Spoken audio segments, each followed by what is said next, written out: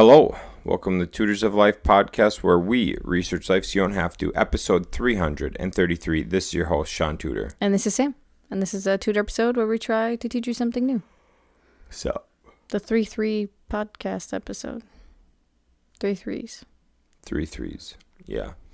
So, It's a beautiful Sunday night. babysat all day today. Mm-hmm. It's kind of fun. It was. Kind of fun. Oh. Altar Open was yesterday. Altar Open was yesterday. Mm-hmm. That was fun. Yeah. Golfed pretty good. Mm-hmm. We both didn't do bad. No, we really didn't. Probably the best performance we've had. Honestly, yeah.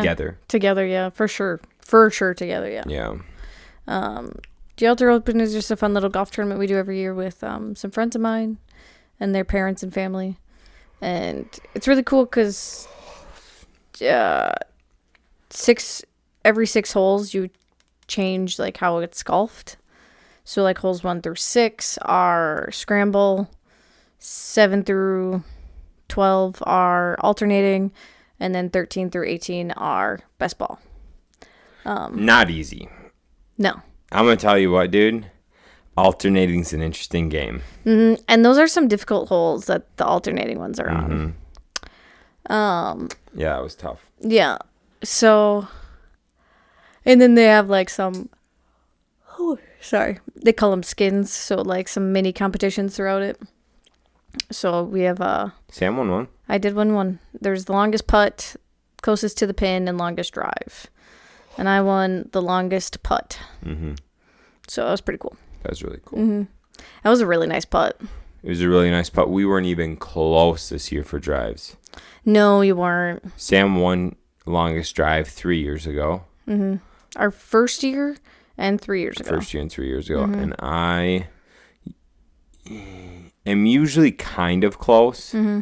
I was not even fucking close. Whoever did that just cranked Yeah. to 300, and I just stood zero chance. Usually you actually get pretty close on the closest to the pin one. Mm-hmm. And this year, Shaun was like, at which I guess actually only one team would have gone after us. Yep. So when we went through, Shaun was only 2 inches off. It was so close. We had to like footstep it off. Yep. It was close. Yep. Man. Yeah, it was close. Mm-hmm. But it was a lot of fun. Yeah, it was. But yeah, that was kind of our weekend. So it was very fun and exciting. Yeah. Sorry. What you working on? We got some business stuff. Oh. Shaun, breaking news. Breaking news. Shaun's gonna respond to this. Breaking news: Trump's second assassination attempt happened today. Hence why this is kind of exciting. We're doing it late on a Sunday night. He was golfing in Miami Beach, I believe, Florida, and was shot at through. There was a suspect. The suspect shot through the fence with an AK-47. They didn't hit him. And Secret Service shot back at him. Yep. But they did find the gun in the bushes and then have the person in custody actually right now. Yeah. And he was escorted back to the clubhouse. So thankfully nothing happened again, but it does kind of show you what all of this negative media news and stuff can make people do. Mm-hmm. So yeah, it's breaking news. Honestly, breaking news. It happened. I think I saw it a couple hours ago. Yeah, no, it's pretty recent thing here. So wild. Yeah. Glad he's okay. Yeah. Because we need him. Mm-hmm. We need him.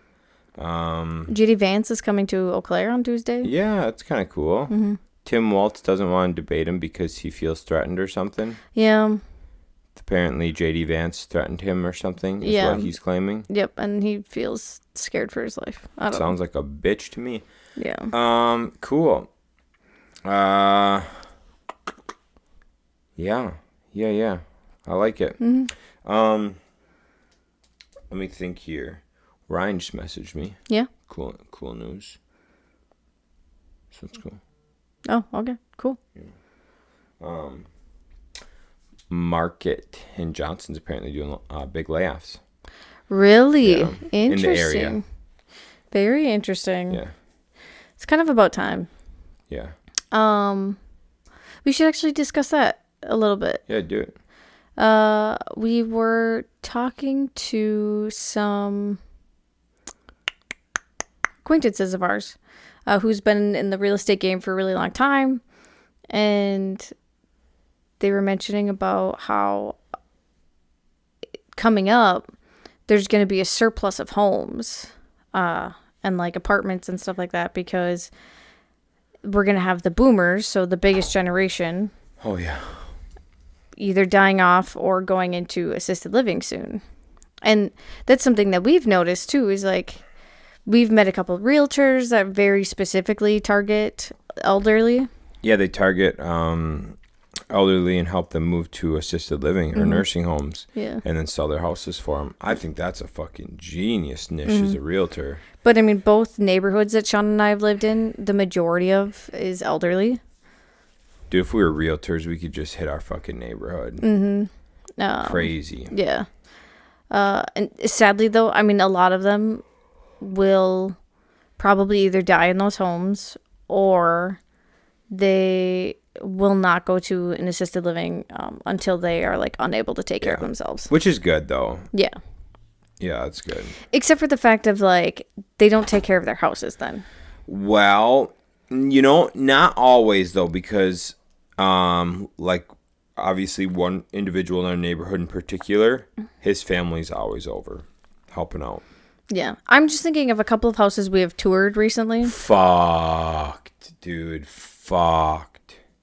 Yeah. Oh, so bad. So bad. Both of them were just filled with stuff, garbage, junk, highly processed food, everything. And one of them had just a ton of black mold in the basement. Yeah. The other one was just like a weird layout that we wanted to rearrange, so we didn't get the winning bid because... Oh, yeah. But even then, so like those two, but I've toured a couple more since then. Bad. Yikes. Yeah, so that's the only issue with all these elderly staying in their homes. It's tough. It's really tough. But... yeah. So I'm not surprised. Market and Johnson, for all of you non-Eau Clairians or Wisconsinites, is a big construction company. Massive. They do... oh, and you want to know what else? They just finished the Sun and Take Center. Oh, honestly, that's probably what it has to do a lot with. Yep. They hired a bunch of people from the union, and then they're like, we're out of work. Yeah, because that was like a 3-year project. That makes a lot of sense. The university in our area just built this ginormous event center. Yep. Huge. Huge. They have like a full football field. Huge. In one of the parts of it. That's how big it is. So that makes sense that this Market and Johnson was hired to do that, and they just finished it like a month ago, Right, I think. Yep. That makes a lot of sense. But I do think we were talking, like I said, we were talking to this acquaintance, and he really does believe that building and all these apartments going up will slow down in the next couple of years. Or if they don't, they'll stop filling up. Right. Because at some point we do have to reach an equilibrium. Well, he thinks that, in 15 years there's going to be an influx of houses. Right, in 15, yeah. Because... And it makes sense because boomers is the most populated generation. All the houses passing down to us. So I could see 15 years, real estate prices maybe not continuing to rise at the rate they do. Oversupply of properties and stuff. And so maybe even at that point, prices would go down a little bit in real estate, which would make sense because there'd be more supply than demand. But I mean, overall, it's not like whatever we have now won't be worth more in 15 years, even with that happening. Right. And we do have to think, too, like, I think that's another 15 years of abuse on those homes right now. Yeah. So who knows even when they move out, that generation moves out of homes, if those homes are even going to be livable. I mean, a lot of them aren't until you fix them up. Yeah, so I mean, it'll probably be a huge flipping game in 15 years. Better keep you doing it. That's true. Oh, yeah. So that's just like a fun little real estate update we've kind of heard. Still, I go onto Realtor and I've still see probably 4 to 6 price decreases. They're always happening.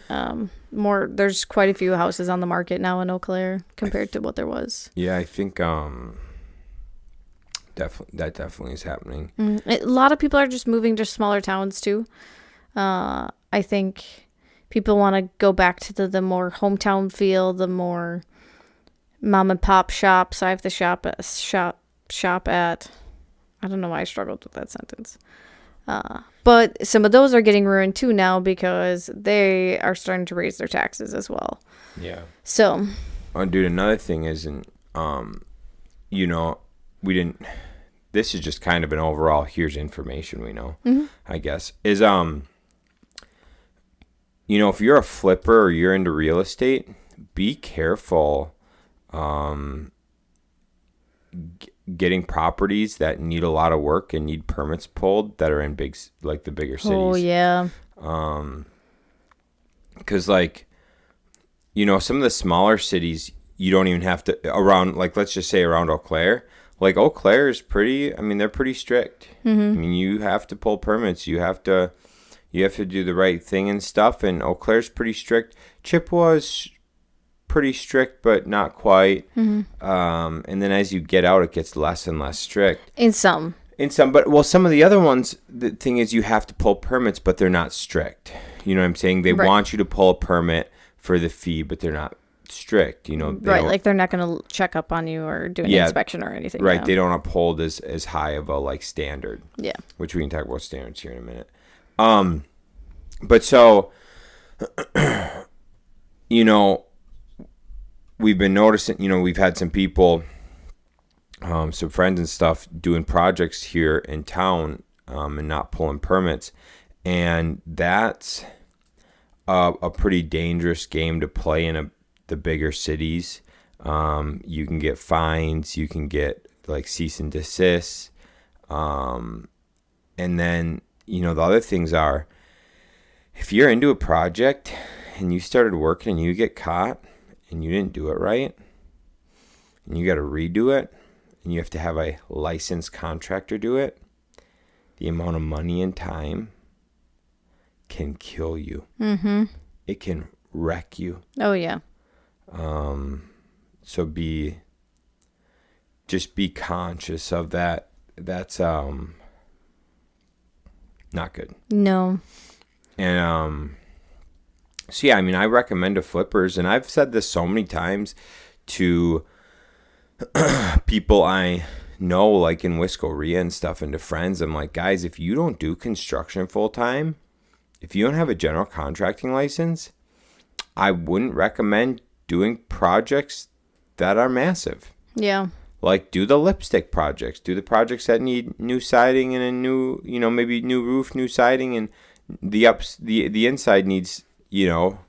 floors, paint, cabs, and a bathroom, don't do the stuff that needs needs to be 100% redone. You're asking for a lot of, and why I say that, is because then you have to have a general contractor, and usually a general contractor is not going to do stuff just to do stuff for free. Right. And even there's certain things where you need a plumber, and when you need a plumber, the plumber's not just going to come in and sign off, because we've tried. Plumber's not coming in and signing off and going, oh yeah, your plumbing's good, feel free to have your contractor do the bathrooms and kitchens. No. Plumber's like, yeah, if you want me to come in and sign off because I have to pull a plumbing permit, I get to do the bathroom, I get to do the kitchen, I get to do any of the plumbing, I get to do the water heater. They make it worth their time. You know what? As they should. Yeah. I think I saw someone on one of the Eau Claire advice pages post about how they had a plumber come in. They said they were licensed, didn't pull a permit, whatever. Came in, did the work, and then I think they needed them to sign off on the permit or whatever, and they like just ghosted them because they didn't actually pull a permit. Mm-hmm. And so then they asked a different plumbing company if they could just come in and check over the work and make sure it was done right and to sign up on the permit. And they're just like, nope, like we'll come in and redo it all, like to make sure that it is to our standard. Yep. Just like, damn, that sucks. It's tough, dude. It's tough. Mm-hmm. Well, I'm like, yeah, I know a couple companies in town who like, if you pick out your own shower and you want that shower installed, they will not warranty it. They will only warranty the showers they get from their vendors. Oh, yeah. That's it. If you want a certain valve put in, nope, no warranty. That's on you. That makes sense, though. I mean, we've seen firsthand. We've seen a fucking faucet fail in goddamn 6 months. Yeah. We've seen water heaters fail in 2 years. Yeah. I get it. Mm-hmm. You know, I get it. So anyways, yeah, that was just kind of something that like we've been noticing in the area and stuff that, you know, it sucks. I'm with you. That's why I prefer my big projects to be out of town. I know a lot of guys who only build out of town. Mm-hmm. Because it's a lot more stringent in the area. Yeah. And so that's how they play, and I get it. And so, yeah, I mean, we do a lot of our marketing now is not in Eau Claire. Mm-hmm. Yeah. No. It's we will only cherry pick properties in Eau Claire to market because we don't want to be here, working here, I should say. Yeah. But we're all for doing. I mean, I'm all for doing customer projects. Yeah, for sure. Because here's the thing, like, you know, when we got to do stuff like that, it gets passed on to the customer. Mm-hmm. So, like, hey, we're not just doing a bathroom remodel, we're moving stuff. Well, you know, the cost of a licensed plumber and the cost of a licensed electrician gets passed on to them. Mm-hmm. But when it's talking about flips for me, that's not something I'm trying to eat the price on. Yeah, no. So that's kind of how we look at some of our stuff. I mean, or you will still put offers on it, but you got to be a lot more aggressive on your offer. Yeah, for sure. And aggressive, I mean aggressively low. Yeah. So what do you got next, babe? Do you want to do standards, or do you want to do relationship? No, let's roll into the standards portion. So we talk about that. We're just gonna fling off just random knowledge for you today. It's kind of what's happening. Mm-hmm. We were just at the Outdoor Open talking to our lovely friend Chip about how just like finding other workers with a high standard is difficult now. Yeah. It's very difficult. And it's just like so important too. Like, as like Shaun and I as leaders of our company, and Kyle as well, like all of us need to hold a higher standard, because if we don't hold a high standard for ourselves, then why should they follow a high standard as well? Yes. And just Shaun and I really do want to have our company be more focused about having a high standard without like a high price tag, is basically, or high quality product without the high price tag. Well, not necessarily that high quality with like a reasonable price tag. That's like, what I said. Not a high price tag. Yeah. Yeah, I guess it's just that like the way I look at it is like, I don't hose. Like, if I notice I can make more money on someone, I'm not going to just make more money on them. You know what I'm saying? Like, you're going to get what you get across the board. Mm-hmm. Like, if I go to your house and you're well off, I'm not just... I know a lot of people do it, and I understand it's the ticket, but, like, if I go to your house and you have a really nice house... What's up? And I know that I can charge more, that's not what I do, and that's not how I want to be known. I'll charge you what the job needs to be charged as, you know? And so that's kind of how, and so we might like raise our prices, but it's not going to be raised for some. It'll be like raised across the board. You know what I'm saying? So it's, yeah, I just know people that like just sell to sell, which is, it's their way of doing things. It's just not the way I want to be seen as a company. I want to be like a fair company. So what you're charged is what you're charged. Yeah. That And is so cute. she's smiling really big. I'll post on Instagram tomorrow. We just want to have a high standard, as in the fact too, like our work is quality. Like we don't want to half-ass things. We don't want to leave things unfinished unless of like obviously the like project is called for that. Right.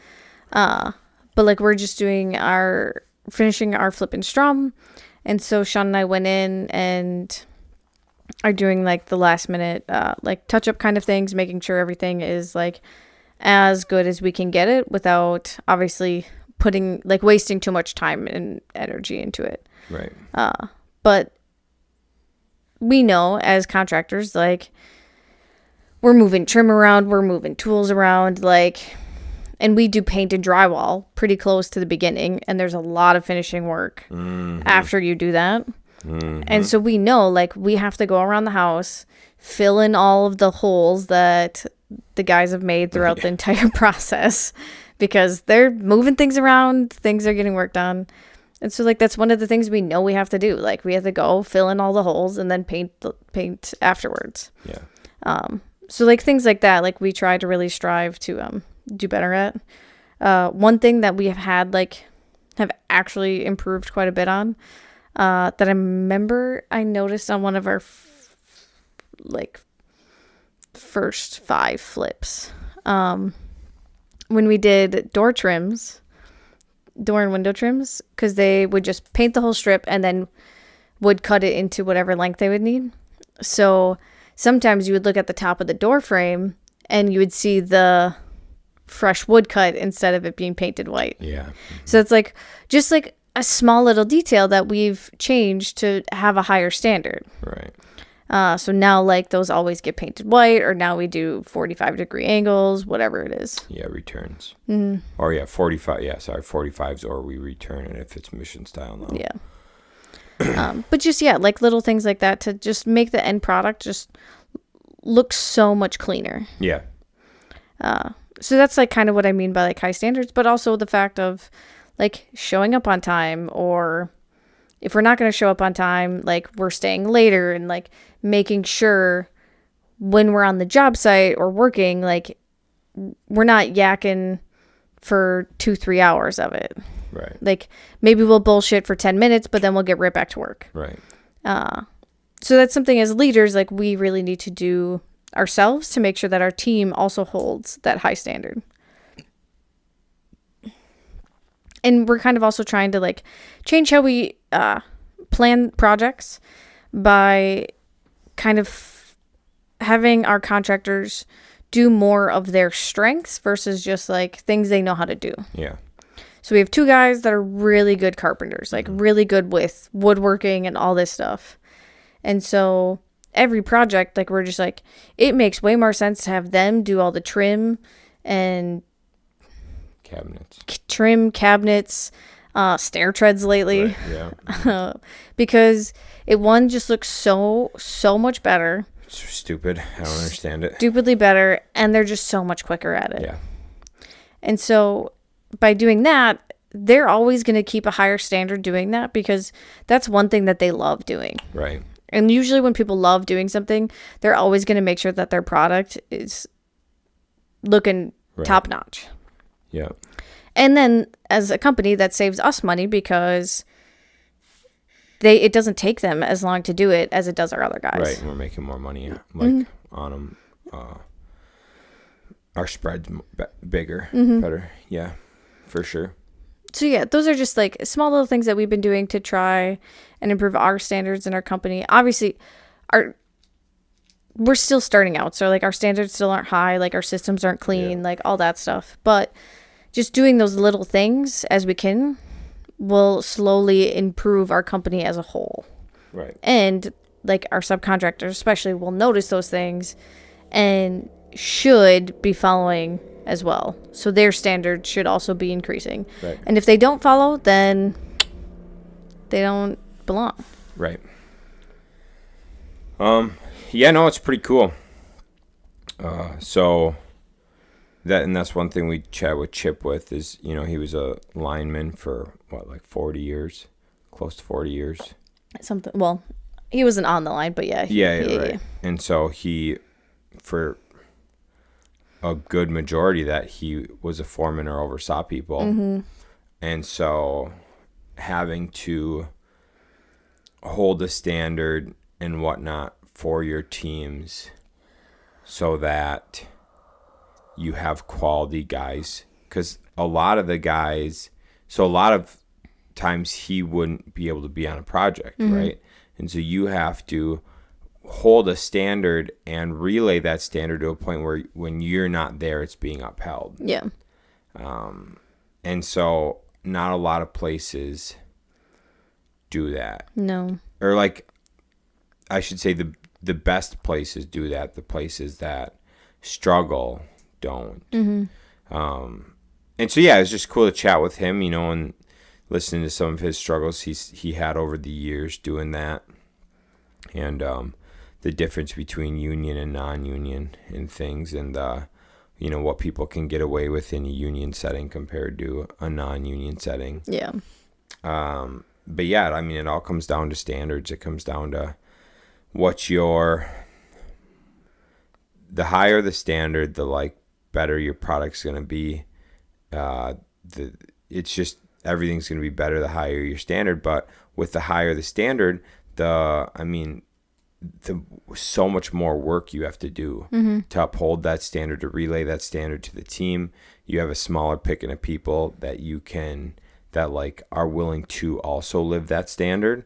So I mean, there's a lot of things that when you start doing that, it becomes a lot more work for you. Yeah, definitely. Because you also have to check up on your guys more to keep mm-hmm. that standard. Mm-hmm. So you do have to recognize, and they have to recognize too, that like it's okay for you to check their work because you want to make sure that standard's still being held. And, you know, as shitty as it is, if it's not good, you have to call them out. Mm-hmm. Right there, you have to call them out and go, you know, why? Right. This needs to be fixed. Mm-hmm. And if they're quality workers, they'll be like, yep, nope, I totally get it. I'll get right on it. Yep. If they start getting really defensive and start making excuses, I wouldn't say you have to fire them, but I would shut that down and be like, I don't need to hear any excuses. I just need it fixed. Right. Yep. Yeah. The excuse train's not awesome. No. Not awesome. So yeah, standards, I mean, it's a big thing for companies, especially as you grow to like, I guess, be happy with mm-hmm. what you're providing. Yeah, for sure. So yeah, that's standards. Also, another thing, do you have anything to add to standards or no? No, it's okay. I don't know what people are doing nowadays for jobs or education that are coming out of high school, but you should really think about trades. Yeah. Oh, yeah. I know plumbers, and we've talked about on here, mm-hmm. plumbers getting paid $50 an hour to be a union plumber. Mm-hmm. I know plumbers not on the union making close to $40 an hour. Yeah. You know, I know carpenters making $40 an hour. I know carpenters who worked their way up from being a carpenter to a foreman to a project manager, making a couple $100,000 a year. Yeah. It's so crazy what the trades can do for you if you're a hands-on type of guy and you're willing to work hard. Mm-hmm. And I just don't know many college educations that you can do where you can leave starting out making like 30 an hour mm-hmm. and within 5 years be close to 50. Yeah, I mean, when I graduated It was different from when I started my degree. Because when I started my degree, it didn't seem like it was going to be that hard for me to get a job. Yeah. If I would have finished in 4 years. But it took me 7. Mm-hmm. So by the time I got out, which I should have been watching it while I was in college too, actually.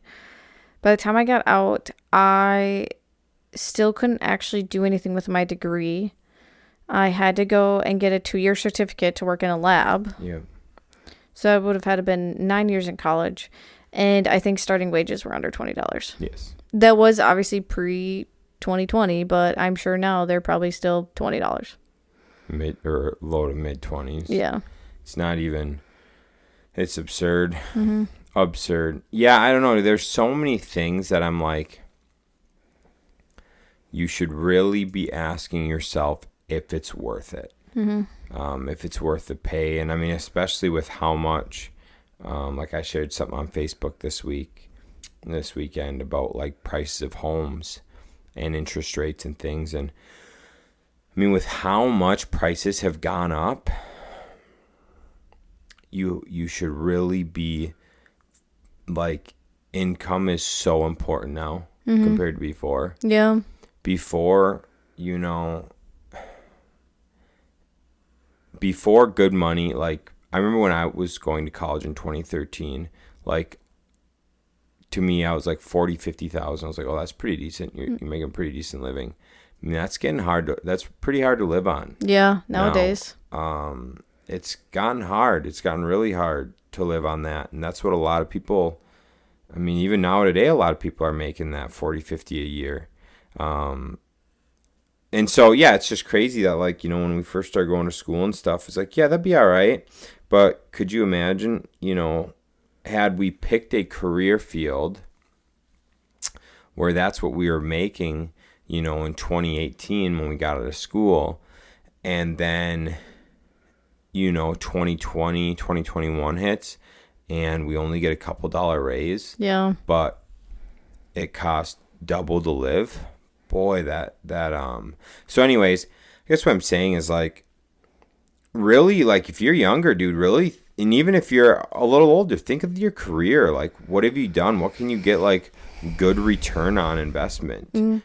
I was even just thinking about it, like, because Eau Claire has a lot of, like, factories and stuff. Wasn't Menards the distribution center by our house?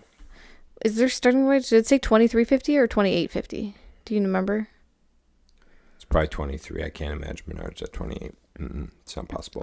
But still, so not even going to school and just starting off at $23.50 and that's just one factory or one distribution job around here. I'm sure you can probably get a higher wage if you work in some of the actual factories. But to, like, think about that, to, like, just start there, make some money, because that's just under $50,000 a year. So I've told this story a couple times, but when I was in college, my first year in college, my first semester I didn't get a job because I wanted to focus on school. Well, I realized that money goes away pretty fast when you're not working. That was my first time ever not working. And so I got a job second semester at Menards. And I started working. I was like, man, this is awesome. Love having money. And I was chatting to some people and whatever. And they're like, yeah, if you go full time, you make around $35, $40 a year. If you worked second shift, I think you worked 4 10s. 4 10s, I think you could work, is what they did. Plus, like, you'd get overtime sometimes, and you got paid more on weekends because you had to work every other weekend or whatever, right? So, but anyhow, I was like, okay, that makes sense. 35 a year. I don't need an education. I just got to come here every night. I was like, that's not bad. And that was starting, and you work your way up. And that was without overtime. Yeah. I was like, wow, okay. I think it was around, like, with second shift pay, it was, 16, 17 an hour or something. So, like, oh, wow. So anyways, I went into my advisor at the end of the year because you got to meet with your advisor to go over the next year. And I sat down with her, and I was a kinesiology major at the time. And, I sit down with her, and I was like, hey, I was like, I was like, real talk. I was like, what's my option with this degree? And she's like, well, you could either go to postgraduate or go to graduate school for physical therapy or chiropractic. I'm like, okay. And I was like, well, we both know that ain't happening. She's like, yeah, you already ruled yourself out of that because I have like a 2.9 GPA or whatever. She's like, yeah, the only people going for those things here have 3.5 GPAs. She's like, you'd have to 4.0 out the rest of your college to even be in the running. And I was like, you and I both know that ain't fucking happening. Yeah. And so I was like, you tell me my pretty much main option is personal trainer. And she's like, yeah. And I was like, well, I don't need a degree for personal training. And she's like, yup. And I was like, so you tell me I'm going to go to school for 4 years to make like 35, 40 grand a year. She's like, yep. And I was like, well, I could just go make 35, 40 grand a year right now at Menards with no education. She's like, yep. And I was like, why are people doing this degree if they do not plan to be a physical therapist or a personal trainer? Or sorry, a physical therapist or a chiropractor? And she's like, honestly, I don't know. It's because we were all fooled that we all needed to go to college. It's insane, dude. Literally, the advisor is like, I'm going to be honest with you, Shaun, I don't know why people do this. And I'm like, what the fuck, dude? Yeah. And that's when I was like, okay. So I talked to her and she was super cool. She's like, yeah, physical therapy assistant, PTA, physical therapy assistant. You could go to that at the time. So this is 2014. You could go, it was a 2-year certificate or 2-year degree, associate's degree at the tech, and you started out around $45,000 a year. But it was a 2-year waiting list. And I was like, well, that's at least better. And at the time, like I said, 40 grand. Yeah. I was like cool with like 40, 50 grand a year. I thought that'd be all right. So that's when I transferred to the tech and then realized, fuck all that, dude. Business is the route. Yeah. But yet it was super interesting.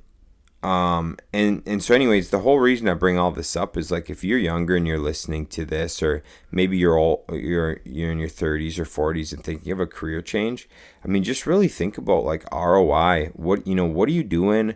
What could you do for a career where you could make a lot more? Because I mean, the sad fact is, dude, living is just so much more expensive than it was 5 years ago. And there's so much, like, with modern technology, you can take online courses for so cheap now. And just work full time while you're also earning some credits or certificates or whatever. Yeah. Because, to be honest, I bet you more companies are hiring people without degrees than they are with degrees. Oh, yeah. Because then they're not brainwashed and... They don't have to pay more for a degree or whatever. Yeah. It's just so many, no offense to you younger generation kids, but people coming out of college especially just act like the world owes them everything and that everything should just be handed to them on a silver platter. Yeah. So you don't really want those people in your work environment. So I think being resourceful and, earning certificates or an online degree and a cheap online degree, like we said, like a 2-year degree, I think will get you so much further than a 4-year college right now. I think so too. Is that what that was? Is that what we talked about? Standards to college? We did do that, yeah. Oh, okay. I wasn't sure if that was the actual topic that you just went on to next. Well, I wasn't talking about. I was talking about, considering a career in the trades. That's yeah. right. Yep. So yeah, I don't know, guys. I think it's something to really consider what you're doing, and if you're not really interested in trade stuff, really consider, if your personality allows it, sales. Sales is a phenomenal skill to have, and it's commissions. You can make a fucking boatload of money doing it. So I think all that shit's really cool, and we just don't.